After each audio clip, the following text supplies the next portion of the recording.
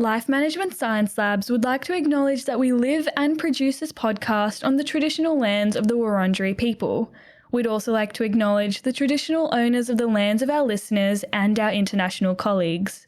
We'd like to pay our respects to their elders, past, present, and emerging.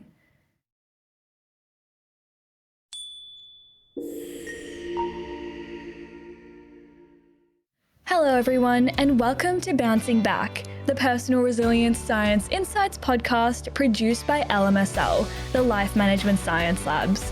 We are champions of life management science, providing structured insights informed by science and inspired by practice on key aspects of conscious living. Each week, we bring you scientific and practical insights on each element with the expert knowledge of professionals in the field. I am your host, Joanna. Let's get started. Hello everyone, my name is Joanna and welcome back to Bouncing Back, our personal resilience podcast. So today we're going to be chatting about building resilience through prosocial acts, and joining me today to help me do that is Dr. Foojan Zeine. So Dr. Foojan is an international speaker, author, psychotherapist, life and executive coach. She also holds a doctorate in clinical psychology, and she's also the originator of the awareness integration psychological and educational model, which we'll get into more today. But hi, how are you today? I'm doing great. How are you doing? I'm great. Thank you so much for joining us. Of course, it's a joy. Great. So before we get started, I'd love if you could tell us a bit more about yourself and what you do. Of course, I've been a psychotherapist and a coach, business and life, for about over 30 years. And I also teach in different universities, California State University, Long Beach, and actually a university in Paris. About the model. So I'm excited. I write and I research a lot with people, different people across the country and across the globe, actually, in different countries, going through and looking at how the awareness integration theory has been useful and how it has enhanced people's life. And we also have an app, which is called Foojan, and it takes that type of the model and the theory and goes across like 30 different areas of life. So been very busy and very excited about, taking the model across the globe and have people have the opportunity to create a fulfilling life for themselves and really enjoy the resilience that they do have, that every single person has. So I'm glad for us to be able to talk about resiliency. Yeah, definitely. And can you tell me a bit more about awareness integration? Of course, it is an accumulation, kind of bringing the best of the theories and the models, interventions that have been there for all these years in psychotherapy world and in the personal growth and coaching world. And so taking the cognitive models, the emotional, the psychosomatic, trauma-informed, mindfulness, hypnotic, and all of those together. And it's like whatever I learned at any point and I got trained, I brought it into my sessions with my clients. And, the best of them kind of got together and created like a formula, like a structure that if you just do this first and then do this next and then do that, it kind of gave a lot more efficiency and worked well. And it worked very deep in a brief time. And so it was showing up that we were reducing depression about 76%. We were reducing anxiety about 65%. And we were raising self-esteem, self-efficacy, and self-confidence very quickly with, like between 10 sessions to 20 sessions. And none of those issues ever came back. So we're clearing the past, looking at the present moment, envisioning the tomorrow, the future, and moving forward. So as we started looking at this model from a psychotherapy angle, I wrote the book Life Reset, and we started teaching it in the university and saw as a self-help model, we were still finding about 65%, 64% minimization of depression and anxiety without even having a coach or a therapist. So it was exciting to see that that's how the research was showing. So from there, we developed the app so people can also work through the model on their own. And if they do need a psychotherapist or a coach, then I'm training them across the globe so that they have the opportunity to work deeper if they really wanted to be with someone or someone to mirror them. And so it's an accumulation that takes cognitive, emotional, psychosomatic, the past, the future, and the present moment all together and in every area of your life. Wow, that sounds really like complex and like all encompassing as well. So I'm excited to break that down a bit more as we get into the topic today. But before that, we have a section we call Have You Met Dr. Foojan Zeine? So here we just ask a few get to know you questions just so we'll get to know you better. So my first one for you is, what is your favorite book? I read this book, which was called We Have Had Psychotherapy for About 100 Years and the World is Getting Worse. I know the title is funny and it's by Jay Haley. But what the book was Jay Haley was talking from a perspective of everything that happens to us as in our childhood kind of makes who we are in the future and as we grow up, right? It kind of builds our life. And the other author, which I forgot his name, he was dialoguing from a place of, what if we have a destiny and everything that happens to us, it's getting us ready for the destiny that we have. And there was no right or wrong in this conversation. It was just a beautiful dialogue, like a Socratic level of a dialogue between these two perspectives from one extreme to the other. But what it had for me, it's more like, how about, what if it's both? My brain kind of works at an encompassing level. What if it is true that, we are natural at some things? We kind of come into the world and, we have a temperament that we're better at some things naturally. We have a passion about some things naturally that we just kind of move forward with.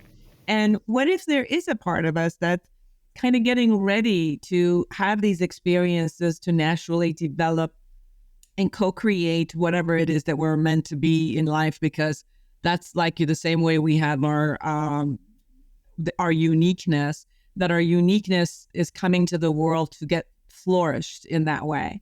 And with that, there's also the concept of, things that happen to us affect us the same way we look at genetics and epigenetics. So we come in to a certain parent with a particular genetics, and that becomes part of our destiny in a sense, but also our environment, experience we have, things that happen can break us or make us, and all of those also matter. So that's why the book was really deep for me as I read it. Yeah, brilliant. And I love how deep you've like kind of jumped into it as well. I feel like we can learn so much from books, and I love self-help books especially because for me sometimes they take a bit longer to read, but I feel like that's because you can just gain so much out of them and you can just learn so much from what's being said, and it takes that little bit extra time just to sort of soak it all in. Very true. Very true. I love books. I read obviously a lot more books around psychological, societal, concepts. But I agree with you that, you take what the author says and take it in and really melt it into who you are. Yeah, definitely. Well, moving on to my next question here is there a movie that you've recently enjoyed? I actually just saw like 2 days ago the animation Wish. I don't know if you guys have seen it yet. It's out in our cinemas, but I haven't seen it yet. No. I love cartoons and because it has multi-layer. But the Wish had this concept of the wishing from your heart makes you alive, and it's as if like if you don't have a wish, if you don't have something that is out there that you're striving for, then it's like the light inside kind of goes away. And that's what we've seen also in working with depression. One of the angles of depression is that hopelessness about the future. Like you don't have a future to walk into to get flourished by, right? You just kind of live in the negative past and you suppose that whatever is there is just going to follow. So you don't wish it. Like I don't want what happened in the past to come in the future. So the concept of the wish being inside of you, glowing, and when a wish comes from your heart and your essence, and it doesn't just come from like a strategic concept, well, I should get this because it's better for me, blah, blah, blah, blah, but something that makes you glow. That when that wish comes through, it's amazing. And usually those wishes are good for the whole humanity. Those are the ones that make you glow, the ones that are good for you and the betterment of all. Yeah. Those are the wishes that are so beautiful. So that movie just brought up a lot of that conversation back up for me. Oh yeah. Well, that's so beautiful. And I love when I feel like animated movies and like cartoons are especially underrated because there's a lot of meaning in them and we often think that they are for kids because they're easy to watch and not a lot is being said, but clearly from the movie you've seen there's a lot of hidden meaning, I guess. Yes, and one of the reasons I really like the animated movies that are made for children, and you're right that they make it layered so that obviously grown-ups also get that. But it's one of those pieces where you get all of the archetypes that are supposed to be there. You'll get the villains, you get all of those, but then somehow you always come out with this hope that the world is beautiful and it's gonna be great. Yeah. You rarely see a children's movie that at the end says, the world sucks and we shouldn't even go forward. So I think it's that hopefulness and showing that, yes, with all that happens in the world, there's a beauty that you could hope for. Yeah, definitely. Well, thank you for sharing that with us. I love how your mind works already. It's so great to see how in depth you go into things. So that's been really great to hear. Thank you. Um, Great. Well, my next one here is, are you listening to any podcasts at the moment, or do you have one that you could recommend to us? I have been listening to Sam Harris's podcast, and I think that I learn a lot. He does bring the best of people in different fields, and it's called Making Sense. Sam Harris is a neuroscientist and he's a philosopher. And the guests that he brings and the views that he has, it brings to people who I like to hear, which again, it's the encompassing concepts of you look at reality of what happens, what people can do to each other, what human beings can do to themselves, the world, beings, animals, and all of it. But also kind of taking on of what works. If we're going to be together on this earth, what do we need to do in order to keep on going, being healthy and together, so the collaborative aspect. So I truly recommend it. Yeah. And what are some of the other topics that he talks about? He brings people from all angles. Like we have the medical industry, you have the psychological, societal, you have politics, economics. So anyone who is out there who has done a lot of research in different type of fields, there's an in-depth conversation. And one of the things that I like about that is it's an in-depth conversation that he really gets into. He reads the books beforehand. He has he even challenges. And one of the things that I've learned from him is that even when he does not agree and he's opposite completely of someone who he has brought, like maybe politically or ideologically, the profound respect in those ways of challenge and the way that they learn from each other is astonishing. And I learned a lot. And I love the concept that you can agree or you could disagree, but you could respect another human being and you could learn from all, what shows up. And I think that's what's beautiful about it. Yeah, definitely. I've always had this saying that everyone that comes into your life teaches you something about yourself.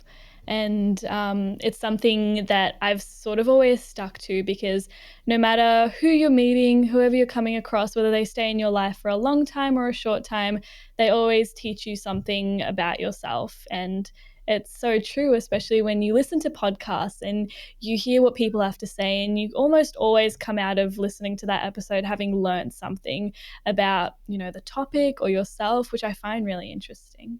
Yes. I also have a podcast. It's called A Heart First Chat with Dr. Foojan, which is every Monday I have the new episode come in, which is the same thing. I bring a lot of guests who are in the world of psychology, sociology, human, any person who has done any, meaningful work in the science of human.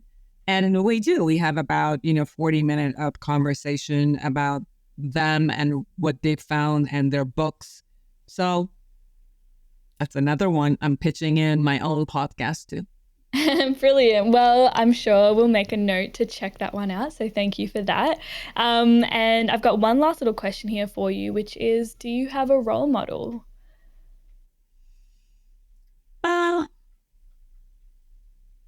I think I have several role models from different perspectives. So from a woman's perspective, Oprah has been a great role model because she's come from a place of trauma in childhood, and then she came from being a minority in a country that was not necessarily favorable or allowing success for women or being Black, and with a lot of love and integrity, she has created an amazing amount of success and care, more than anything, care with that success. With people that worked with her for public, for ideas. As a psychotherapist, I think, Irvin Yalom, who's still among us, has been an amazing role model to me because the way that he has been with the clients and the essence of seeing all angles of a human being and a level of love and acceptance and respect, and bringing that into his books. So any of your audience if you have ever read anything from Irvin Yalom, and if you haven't, please do. Please read all of his books. He brings the concept of relating in a room of two human beings together, and the deepest, lightest, and the darkest of what goes on in a human mind and heart, and he shares it in his books. And so he's been an amazing role model to me in the like he's the one who, after I read his books, I really wanted to become a psychotherapist. Amazing. And I find that it's so inspirational when there's someone you can look up to and also have access to all of their work, because they might be someone prominent and you can constantly have access to see how they got to where they are today. And I also find it really great when you can see someone who's risen from sort of adversity, like you talked about Oprah, and you can see how they've sort of done really well for themselves, and it gives you a lot of inspiration and motivation to be able to do the same for yourself. Pretty much. Yes, absolutely. Yeah, great. Well, thank you so much for sharing those ones with us. I'd love to jump into our, topic for today. So my first question for you is, why do you think resilience is important in our lives? I think it's the muscles that pulls us through. It really is the muscle. It's when you think you can't handle things, when things are in front of you where you need to challenge yourself. And when you came out of an experience and you learned from it, and you've taken what you've learned and put it to use. And that's where it's there. It's in I guess, every fiber of our being. We could call it a survival. We need it for surviving, yes. But I think it's beyond just an innate survival concept. I think there's a beauty in not only an automatic angle of survival, but a conscious level of living and surviving beyond, just what happens for us automatically to survive. So I see tapping into our resilience, although it can come in automatically, but I think that what makes us have higher self-esteem and confidence and move forward is when we own resilience, our own resilience, own it, take ownership of it, and not just kind of, automatically move forward. So that's what I think about what resilience is and how it's important. Yeah, and before at the beginning of our conversation today, you said that everyone is capable of resilience. Would you be able to talk to me a bit more about that?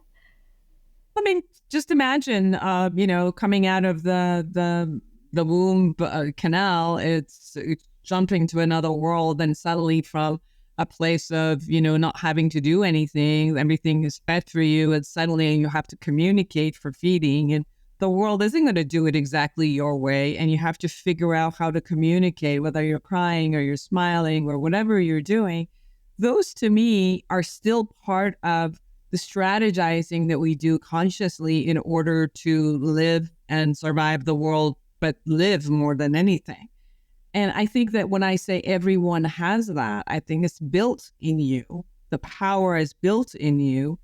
And most people, they have an experience, they learn from it, and they move forward. The part that I say it works when we own it, it's because when I'm conscious, when I'm aware of the skills I'm learning, then I can access them more freely and utilize them when necessary. But we all have that. We all have the capacity to learn from anything that shows up in front of us that is not the way we want it. And then we get surprised, and then we have to use our brain, our bodies, our emotions, our strategies in order to cope, cooperate, collaborate, to kind of like move along and get we want. And I see all of that as part of the resilience that we have. And do you think resilience stems from something bad or something negative or, something adverse happening to us?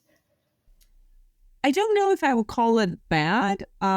It could be that something is bad, but I think that the world doesn't promise us, nor that it offers that all is going to be effortless.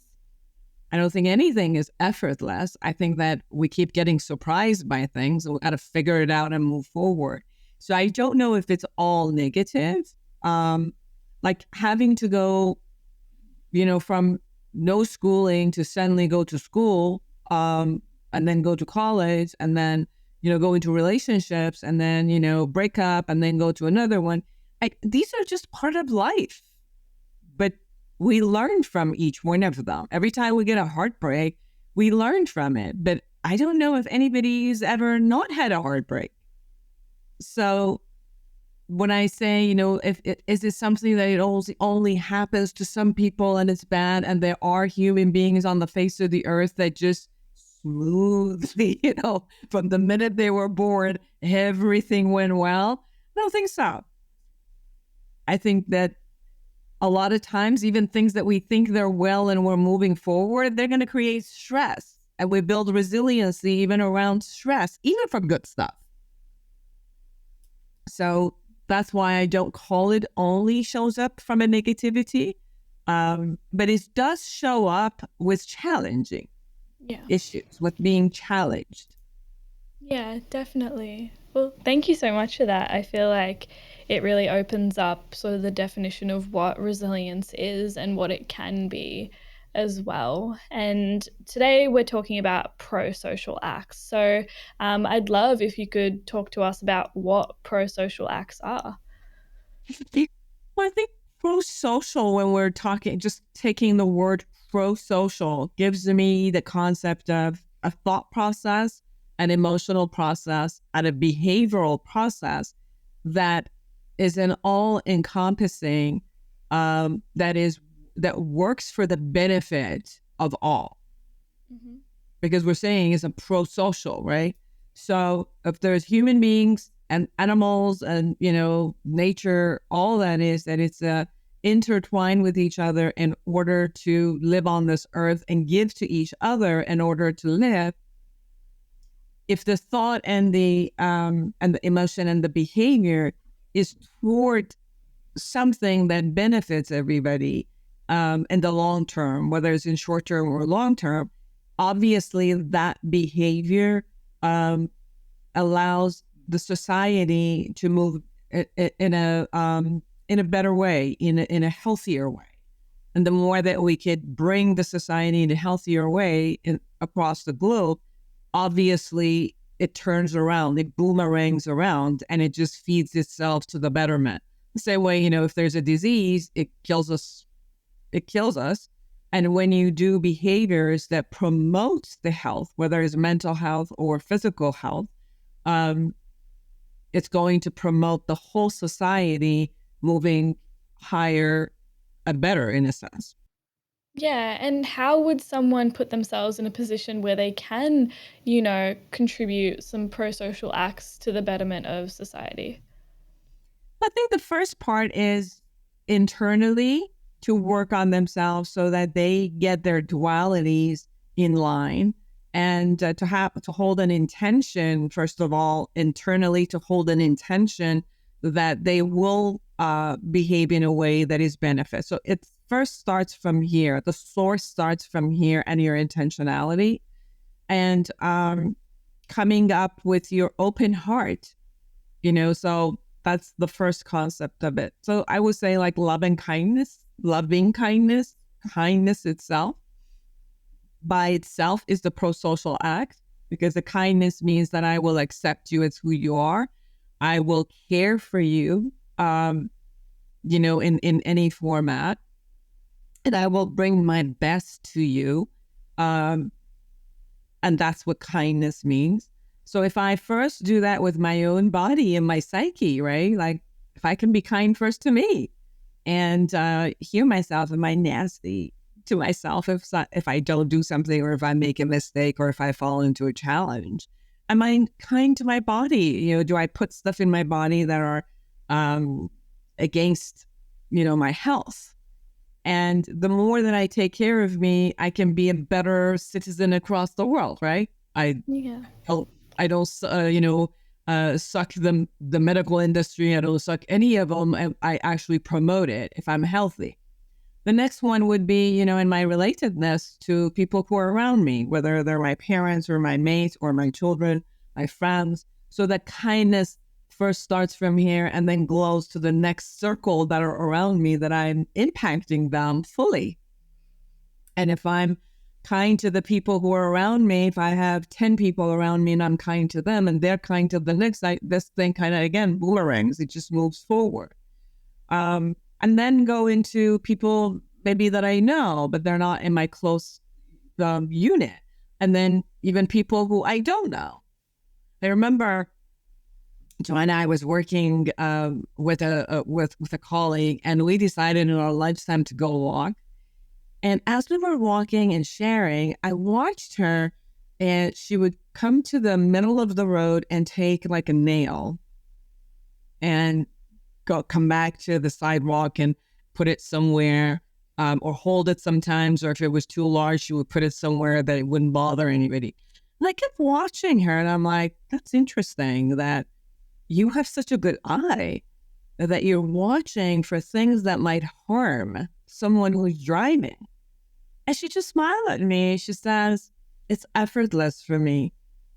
But if I can come to this world and just by looking in an instant, do something, do a kind act, that someone who is in their car are not going to see this little nail on the road, but it's going to affect their tire. It's going to affect them, and it's going to cause accidents or discomfort somehow.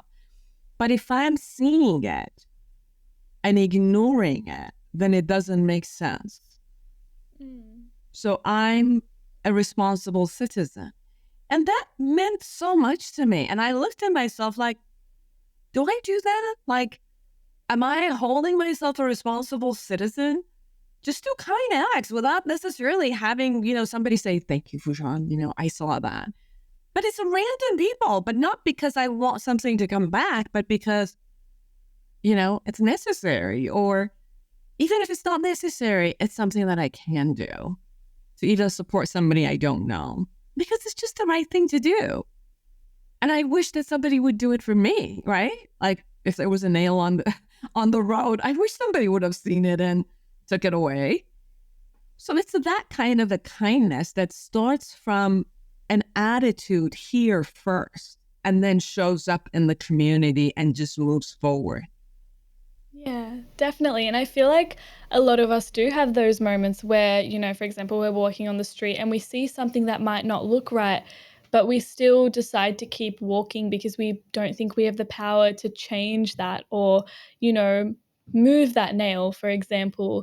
And a lot of us do. We can do that because I feel like if we're seeing something that can be changed, that we should take that opportunity. But I also feel like a lot of that starts from within and the work you've done on yourself to be able to see that as an opportunity. And while you were talking about like this before, I was thinking about how on a plane they tell you to put the mask on yourself and then to help others. That's because you can't be of any service to anyone else if you aren't taking care of yourself. Absolutely.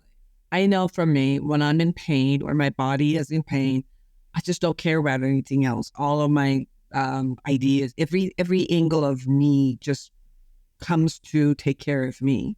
Yeah. So when I take care of myself, so I'm healthy, then I'm actually open to be able to take care of others. But if Yeah. I'm not taking care of myself, the whole energy gets sucked in. I'm not capable of doing anything else. That's why I said the act of kindness, it really starts with us and then goes layer by layer to the society that's around us. Yeah, definitely. And I'd love to talk about, some examples of pro-social behavior. And so we've talked about, the example with your friend, but are there any other ones that have been sort of scientifically proven to enhance our resilience? Well, I think that the act of kindness consistently has been proven scientifically, and it can show up in different versions of things, right? So, for example, there's been a lot of studies that have been done when you have, you bring the young, uh, the kindergarten group, or even like daycare daycare age children, preschool age children to the places that are elderly are there. And then you bring animals in there. And you bring this concept of joy and wisdom together as it collaborates. And there's been a lot of research on how that created longevity for the elderly.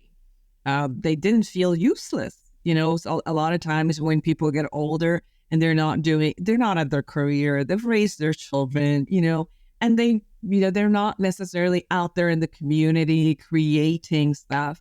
They feel like, I'm useless here. Like, what's the point? What am I going to do? And they've seen so much in the research that when you bring, people together from that angle, and not only they get to remember what a joy of life is because they're working with children, but they begin working with children as if they're doing something and they're giving back something. They're giving back their wisdom, and that becomes the part of the kindness that goes into their heart, and they remember who they are. And from there, they give their wisdom and their love to the children. And for the children, it created a little, a more of like a safety concept for them. We also see when, for example, people do active altruism and they come in and support others, whether they feed the hunger or they work with a organization that reduces trauma or saves, whether it saves the children or saves people who are been abducted, or anything that is close to somebody's heart, or even somebody who is ill. All of that has shown in research that boosts their serotonin and dopamine, and it just really, really creates a life of purpose and meaning for people when they go beyond themselves. And it's not just a self-centered act, but it's more of the other-centered act. With boundaries, obviously, and you have to take care of yourself in order to be able to do that and not lose yourself in that, because then you get burnt out and, the kindle of love is no longer there. It becomes more like an obligatory concept. But when you source it from here, but look at it out there, like you create the results out there, it creates more of a purpose for you that move forward. So there's a lot of generosity and acts that could happen. You could go to tell people who are in your life how much you appreciate them, how much, the greatness that you see them. That could be personal. It can go and, with agencies and offer, help to homeless. Because if it's for addiction purposes, you could go and do volunteer work in all of the addiction recovery places, in hospitals with children or cancer patients, or there's so much that you could, anything that feels right to you. Maybe some people haven't experienced themselves and they've passed through, people who've had cancer and they've been healed, they go and want to help others. People who have gone through sexual abuse as a child, they've grown up and the resiliency have worked for them. They have an understanding, so they want to give to the other people who maybe are in that place. People who go through loss, they want to do that for others. And I think that's what the act of kindness does, is teaches others who are still going through something about the hope that is in the future and also the pathway toward it. Because the way you've walked through this path, maybe you can share with somebody else and maybe they can choose that path, or inspires them to choose another path, but know that there are ways of becoming whole and healthy. Yeah, and I really like this idea of, if you're looking, to find extra meaning in your life, you can engage in like these pro-social acts as a way of doing that. And I feel like that in itself is resilience, because you're looking for ways to be better and looking for ways you can contribute more, not only to yourself, but also to society as well. Very much, very much. And it has shown, most of the research has shown in positive psychology, in one of the latest studies that were done in Harvard, it was a 100-year study that they did, which showed what makes people fulfilled and happy. And they saw amazing relationships, and the ones that in their years, they had the opportunity to support others and go beyond themselves and, hold the kind of altruism, were more fulfilled than other people who were more just engrossed kind of about, what do I want? How do I get what I want and move forward? So there's been a lot of scientific data around this. Most of the data around positive psychology is around gratitude. Yeah, and I was just wondering what strategies individuals can employ to integrate more of these like pro-social behaviors into their daily lives, because as we've talked about, there are so many benefits, to doing this, not only for others, but also to ourselves. Well, one of the ways that maybe even, as you go along in the morning, outside, sometimes you could choose, if you have financial capacity, sometimes it's like, get coffee for somebody else. In the morning, if you're getting coffee for yourself, do it for somebody else. Sometimes you could do something for somebody you know. Sometimes you could do just something for somebody you don't know. And just so a random person on the street. I remember at one point, we were going to a concert, and we were driving to the parking, and this person in front of us, left. And as we came to pay, the guy said, "The ones in front of you paid for you." And we said, "We don't know them." They said, "I don't know. They just decided they wanted to pay for you." And then we said, "Okay, then we'll pay for the one behind us." I mean, sometimes an act of random kindness, it just inspires people Like Yeah. this person just inspired us. And we're like, oh, thank you. That is so amazingly sweet. Then let us do it for somebody else. And you felt good. And Yeah. it's the feeling that just got happened versus they paid for themselves and we could have paid for ourselves. We still let go of $20, right? So the $20 giving was still the $20 that went out of our pocket. But the concept of somebody doing this for us and we could do it for somebody else added the value of joy, Yeah. right?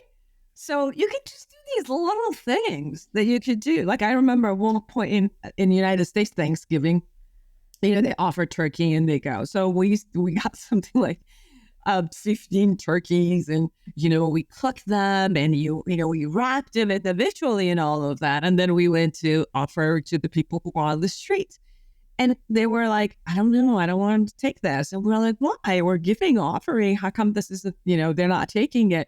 Well, we noticed afterward, which is like they weren't trusting, like they didn't know who we are. They were afraid. Maybe we wanted to harm them. And it was like, okay, well, I wanted to do our act of random kindness, but that wasn't the path because it wasn't being useful. So the next year, we decided, okay, we were going to go and help and support, not only give money, but also go and help the agencies that were helping the homeless because the homeless were trusting that agency. So sometimes you do want to do the act of kindness, but then in experience, you'll say, oh, whoops, that didn't work. It's okay. Shift your strategy, do it in a way that works. Yeah. So don't just give up at the first moment it doesn't work because there's always a way around it. Yes. And that the act of altruism, remember, it's not for other people. It's to create joy for yourself too. So it's allowing the kindness that goes out to also give you the joy. What act of kindness does, Joanna, is that it allows us to feel connected, feel trusted in a world that we live in. So each one of us can create that kind of a connection and a trust. You could watch the news and every day go in full paranoia. There's all these conspiracies that the world are doing this and that. There's war everywhere. And, all the local news shows that there's so many thieves and robbers and this and that. And you can live in that world that we're separated, we're going to be harmed. And that I'm not saying that part is also accurate. But in order to live in a world that we can also live together safely, I got to contribute to that piece. Yeah. Purposely. Yeah, definitely. And I feel like there's an extent of resilience required in order to, do these pro-social acts. Like you said, the first time you might try to do an act of kindness, it might not work out in the way you think it would. And quitting would not be a sign of resilience. And I feel like persevering and figuring out the best way that you can contribute is the best sign of resilience. And more than anything, what do I have control over and what I don't? What can I do in my capacity with the resources that I have? Maybe I have a physical resource, another person doesn't. Maybe I have a financial resource, another person doesn't. Maybe I have a social resource. I know people who can do things. So coming to terms with what do I have in my bag and my tool and the resources that are around me that I can utilize in order to move ahead and not keep looking at the area I don't have control over. I don't. But I can come back to looking at what are my strengths and what do I have here that can move forward. And that becomes part of the resiliency itself. Yeah, certainly. And moving to the idea of relationships and how they fit into all of this in the context of interpersonal relationships, how do prosocial behaviors contribute to, the development of more resilient, relationships? We feel stronger when we know that we have a community behind us. we always hear it, like, one person might not be able to do something, but when it's 2 and 3 and 10 people, you get the courage to move forward and do the things you need to do. The type of support that we can get from people around us makes us more resilient toward whatever it is that we could have. So the bond that we create through kindness, through creating trust, through honesty, transparency, sharing things together, sharing resources together, you see that there's a power that becomes not just one person, but 2, 3, 4, and all of this group feel better. Like when we're grieving, if it's just one person grieving, it really is harder. Why in societies that they all grieve together, that the process of grieving goes smoother. They might cry together. They might take 40 days and all of them come together and cry together. But then it's release. They all feel like we're together. When California has earthquakes, and I was in one of them, which was like, close to 7 degrees, and it was really, really hard. The whole place looked like a war zone at one point. And you could see when people got together and they were, our neighbors, where we knew each other, and you offer things together, and that it created trust and a bond that you could figure, okay, together we could handle it. We could go through all of this together. When people are, when you look at war, there's, a couple of wars across the world, and you can work with those people and look at them and see that when they had a community together, they, post-traumatic stress went and became post-growth. I work with refugees who are in camp. They left countries that they had to, and they've gone through so much trauma to finally get to a camp where from there they can go out. When I've interviewed and worked with people who were just one, the amount of trauma and the fear and, all of that was so much more than when you saw a community or a family came together. Because when together in that societal bond that they had, and the trust that they have together, you could see even in the middle of shelters, one would wake up and hold the security for the other ones. And then one would sleep and then the other one. So in between them, they were holding the power, and each one of them was becoming more resilient than the one person who didn't have any social support from anybody else. They couldn't even sleep. They had to sleep with one eye open because at any point they thought they were going to get harmed. So you could see this level of togetherness, how much it creates that power and resiliency, and you upholding and moving along. And when you, as a community, can move along, then that's where a lot of the social movements happen.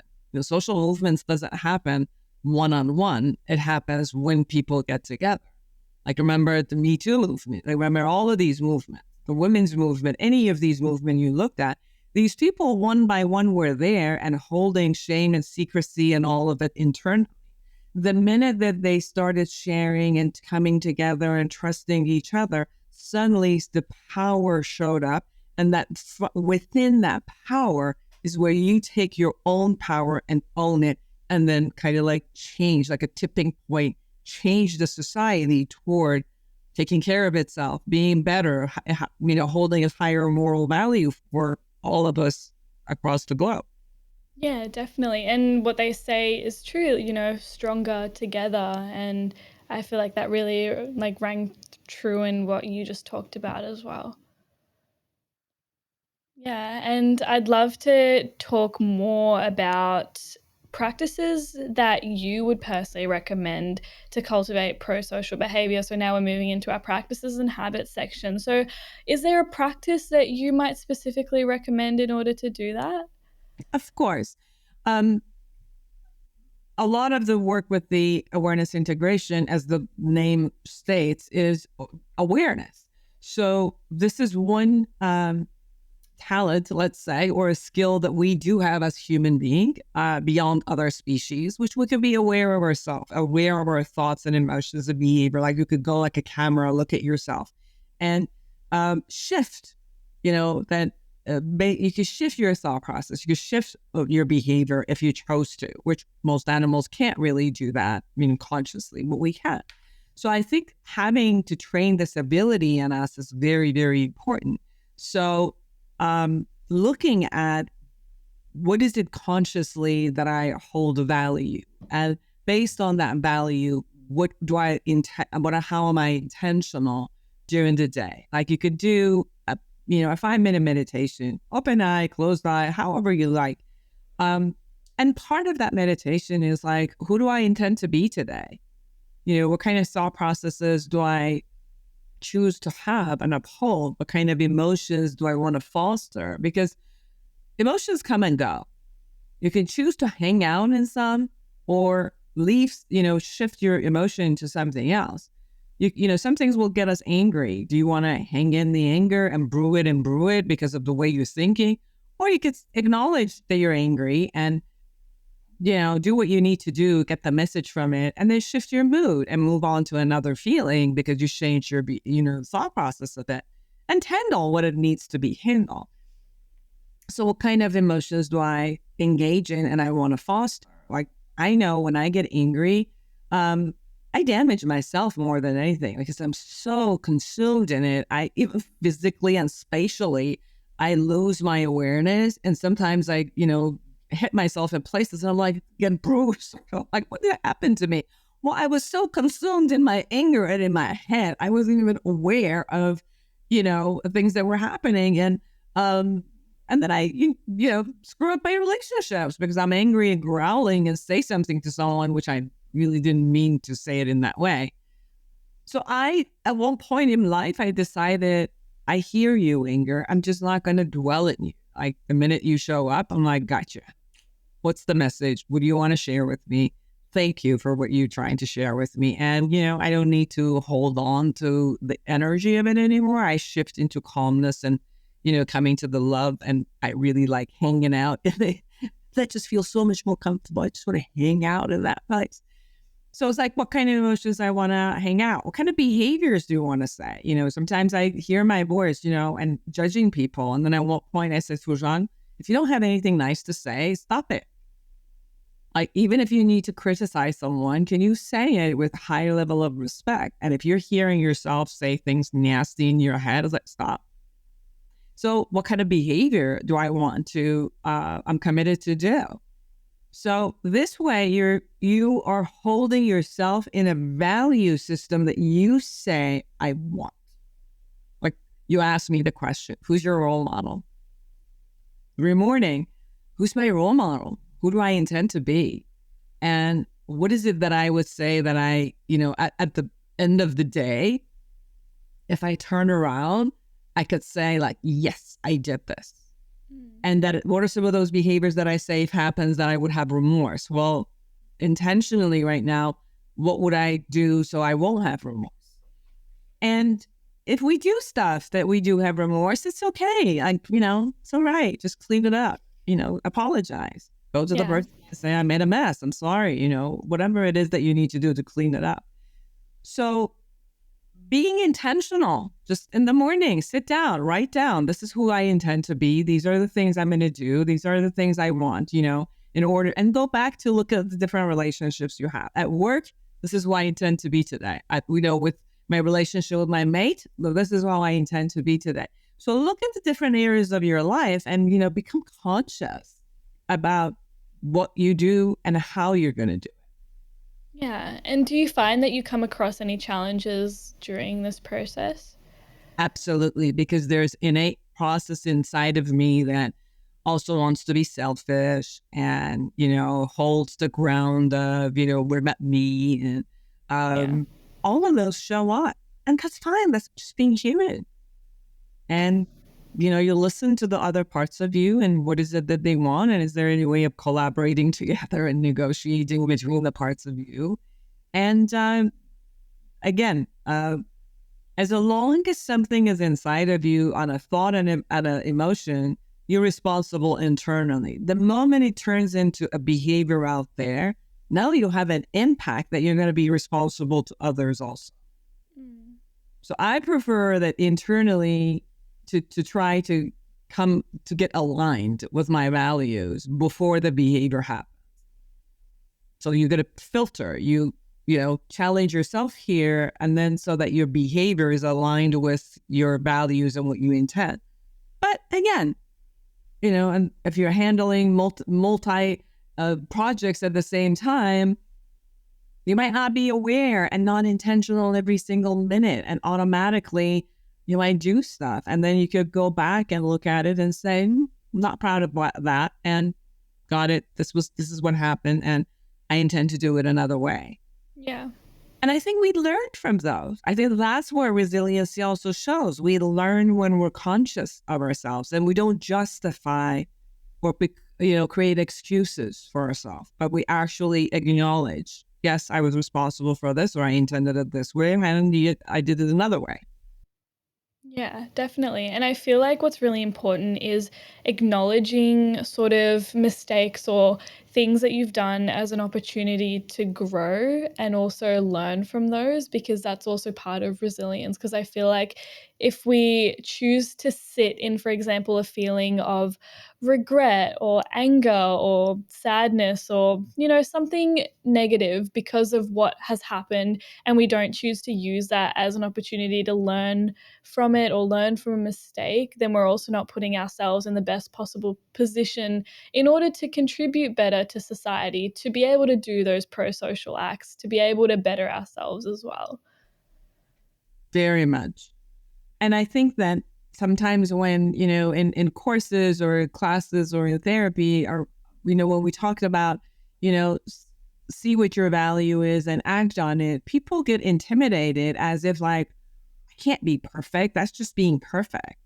Well, no, it's just being realistic. I don't want you to be perfect.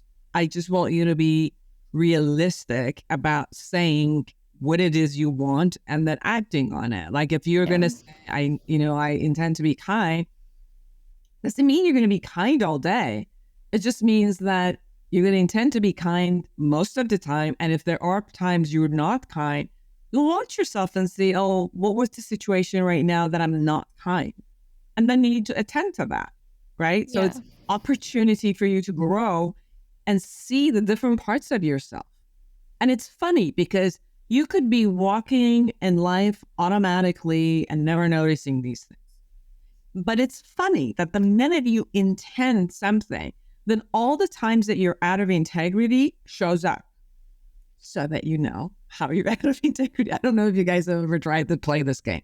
I'm going to be honest fully today. And then every time that I'm not honest shows up right in front of my face.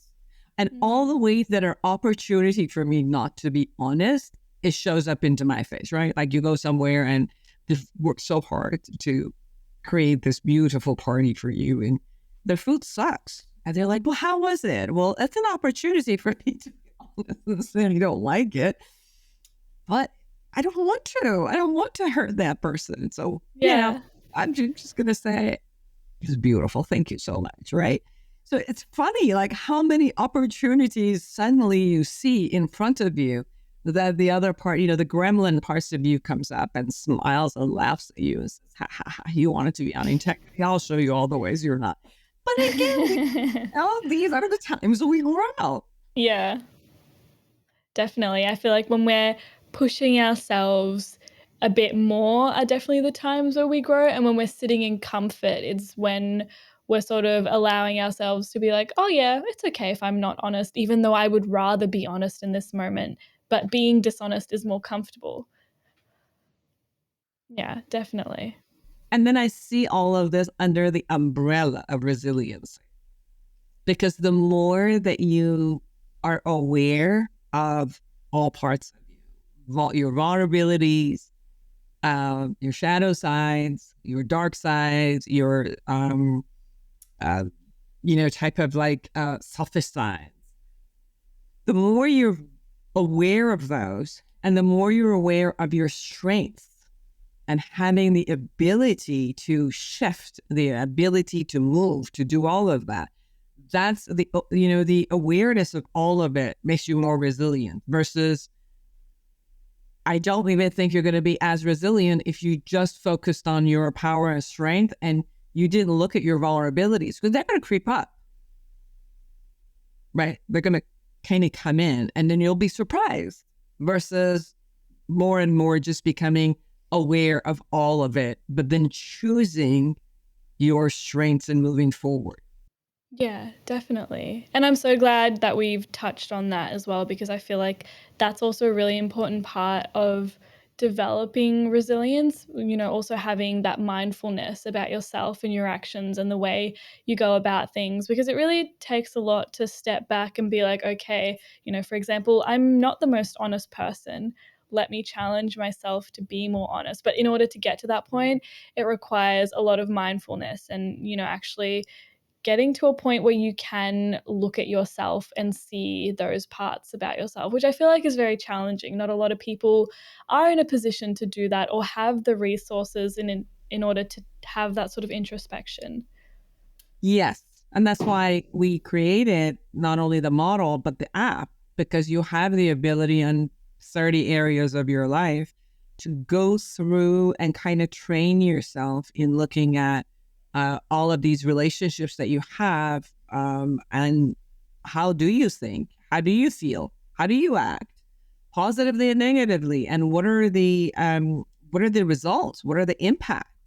When you think positive, when you feel positive, when you act positive, what's the impact in your life? What's the result in these relationships? And when you behave negatively, when you think negatively, have negative, brew negative emotions, what kind of impact does that have in your life? What is the impact of your assumptions that you consistently have about people and how they think of you and feel about you? How do you think of yourself, when you're around people or, in your relationships, each one of them? Do you hold yourself up high? Do you scold yourself? Do you punish yourself?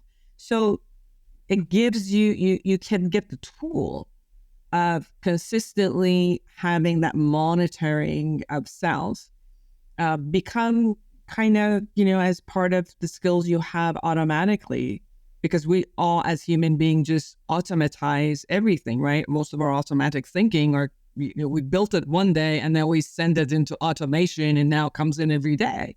Yeah. So now we want to also build the cameras, the observing cameras, as something that becomes at one point automated for you, which is the camera is watching you. Your camera is watching you. A camera inside watching your thoughts and feelings, and a camera outside watching your behavior and how you're creating impact out there. And these two, as we install them in ourselves, allows us to be accountable daily, accountable every minute. And being accountable and responsible for that then allows me to steer, my intention where I need it to be, versus, feeling being a victim of my own life, victim of the world, And part of that resiliency is that you're not being a victim of the world, right? You're being a proactive person in your life, and you do things, you take on, and you try to get yourself out instead of I'm a victim and all of that. So I think the accountability is something that is the cornerstone of the model, and it gives you strength in order to again handle the things you have in control of you, and kind of let go of the things that is not. Just watch them and see how you could cooperate with the world that it might not always be your way, but at least do the things you can do intentionally in a way that is prosocial to the word, that is to the benefit of all. Yeah, 100%. And I definitely agree with everything that you've said about that. So thank you so much for sharing all of that with us. This brings us now to our last section for today, which is our open mic. So I'd love to hand it over to you to talk about anything that you would like to. I think we're responsible, every human being on the face of the earth, we're responsible for a couple of things. We are responsible for our health and keeping ourselves healthy. We're responsible for growing. We're responsible for learning. And we're responsible to take care of ourselves and people around us and the community around us and, the habitat around us. And more than anything, We're responsible for our moods, for our happiness, So I hope that whomever is listening to us, that they become responsible for who they are and take their responsibility greatly and take care of themselves. Because I think that, again, if we take care of ourselves, the domino effect of how we take care of our world just goes higher and higher. And our world needs to be taken care of. So I think that we could choose to be part of the society that is the movers and the shakers and, the proactive ones, or we could be a part of the society that allows the world to make decisions and move in our world even, around us, just to do whatever it does to us. Usually when we take some responsibility and act upon that, we're happier, we're more fulfilled. I think everybody deserves to live a fulfilled life. Like, you have only one, you show up in this life once. For people who think they have other lives, at least this life, you only show up once. Yeah. So it's like, let's make the best of it. And regardless of all the traumas that could have happened to us or did happen to us, we can create a fulfilled life for ourselves. So I urge everyone to take on that responsibility, take it on and take care of themselves. Perfect. And I don't think we could have ended today off on a better note. So I'd love to leave things there because I feel like that's just the perfect way to end today and the perfect message for people, as a message of hope and also just a bit of encouragement that you really can, be a part of the world in a fulfilling way and also be a part of yourself in a fulfilling way as well. So thank you, Dr. Foojan, for sharing all of this with us and sharing your insight and not only how we can be better for ourselves, but also how we can be better for the world around us. Thank you so much for the opportunity for a conversation. And I hope that people take it to heart. I'm sure they will. And for everyone watching who might want to reach out to you or find out more about you, where can we go? FoojanZeine.com to know about me. They could go to awarenessintegration.com to know about the theory and go to Foojan.com for the app. So any of those are okay. Amazing. Well, we've also got Dr. Foojan's details down in the description below, but thank you so much for tuning in and we'll see you all next time. You have been listening to Bouncing Back, the Personal Resilience Science Insights podcast produced by the Life Management Science Labs. Listen to episodes from LMSL's 10 Life Management Perspectives on Apple Podcasts, Google Podcasts, Spotify, YouTube, or other podcasting apps on your smartphone. If you enjoyed this episode, please consider rating our show, sharing it, and subscribing to our channel, as it helps other people find it and us grow to bring you more quality resources. More of our work can be found on our website, pr.lmsl.net, where you can join our movement. I'm Joanna. Thanks for tuning in.